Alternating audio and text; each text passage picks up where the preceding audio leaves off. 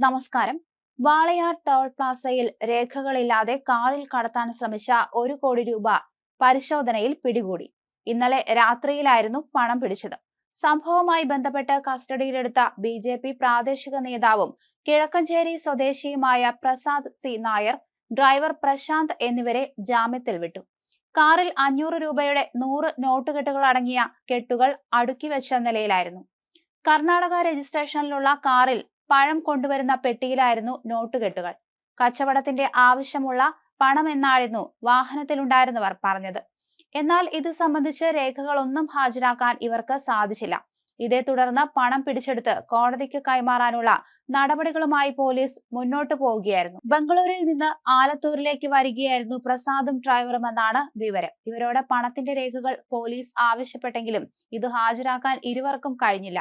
ഇതോടെ രണ്ടുപേരെയും അറസ്റ്റ് രേഖപ്പെടുത്തിയ ശേഷം സ്റ്റേഷൻ ജാമ്യത്തിൽ വിട്ടയക്കുകയായിരുന്നു. പണം കോടതിക്ക് കൈമാറുമെന്ന് വാളയാർ പോലീസ് പറഞ്ഞു.